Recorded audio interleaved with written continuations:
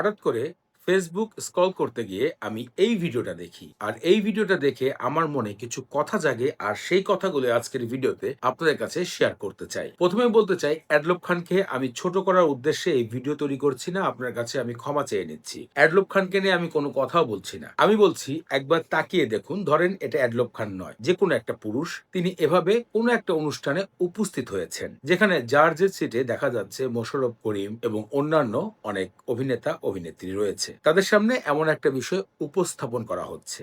কিন্তু আমি বলতে চাই যারা জাজ রয়েছেন তারা কি একবারও বলতে পারেননি বা বলতে চাননি যে এটা কি দেখাচ্ছেন? যেখানে মোশাররফ করিম ভাই আমার একজন প্রিয় অভিনেতা আর্টিস্ট, যার অভিনয়ে দক্ষতা নিয়ে আমি সবসময় প্রশংসা করেছি। আমার ইউটিউব চ্যানেলটি যদি আপনারা ভালো করে দেখেন, সেখানে আমি বাংলাদেশের ২ জন অভিনেতাকে সবসময় গুণী অভিনেতা বলেছি। একজন চঞ্চল চৌধুরী এবং অপরজন মোশাররফ করিম। তারা এখানে জার্জে বসেছে। তারা যদি বলতো যে হোয়াট ইজ দিস? এটা কি ছিল? আমরা কেন আসবো? আমার কথাটা হচ্ছে এখানে। সংস্কৃতি কি নষ্ট করা হচ্ছে না? আমি অ্যাডলব খানকে আবারও বলছি, এখানে এড করছি না। এখানে অন্য কোনো একটা পুরুষ আসতো। এমন একটা বিকৃতি, এমন একটা বিষয়, আপনার সন্তান, আপনার পরিবার, আমাদের সমাজ কি আসলে নষ্ট হওয়ার পথে যাচ্ছে না? যারা এই অনুষ্ঠানকে অর্গানাইজেশন করেছেন তাদেরকে বলছি, আপনি একজন বাঙালি হয়ে বুকে হাত রেখে বলেন, এই দৃষ্টিকোণ আমাদের দেশের সংস্কৃতি, আমাদের দেশের সন্তানদের কোথায় নিয়ে যাবে? আগামী ভবিষ্যৎ বাংলাদেশের সংস্কৃতিকে কোথায় নিয়ে কথা বলবে? বাংলাদেশের একটা দল বাংলাদেশের সংস্কৃতিকে অনেক ডেভেলপ করেছে।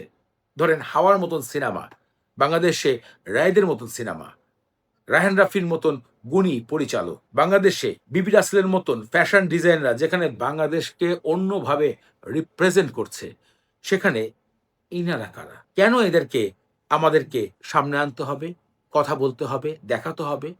আমি মনে করি এই দৃষ্টিভঙ্গি শুধুমাত্র বাংলাদেশের কালচারকেই ছোট করা হচ্ছে এবং সামনের প্রজন্ম, আমাদের যে সন্তানরা আসবে, নাতিপুতি আসবে, তারা এসে বাংলাদেশের প্রজন্মকে, সংস্কৃতিকে অন্যভাবে দেখবে। যেখানে গ্রাম বাংলার সংস্কৃতি, পিঠা, উৎসব নিয়ে মেতে থাকার মতন গল্প শুধুমাত্র কল্পনায় থাকবে।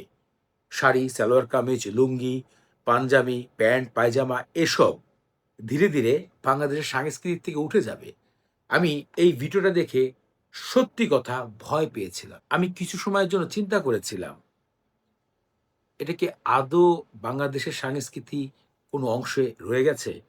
যাই হোক দর্শক, অনেক কথা বলেছি। শুধু একটা কথাই বলতে চাই, যেখানে মোশাররফ করিমের মতন গুণী একজন বাংলাদেশের অভিনেতা, আর্টিস্টকে দেখা যাচ্ছে, অবশ্যই তার ২-১ টা কথা বলার ছিল যে এমন অনুষ্ঠান কিভাবে আয়োজন করেন আর কিভাবে তাদের মতন এত গুণী ব্যক্তি সেই জাজ সিটে বসে তাদেরকে উপভোগ করে। সো দর্শক, আজকে এখানেই ভিডিও শেষ করছি। দেখা হচ্ছে নতুন কোনো ভিডিওতে।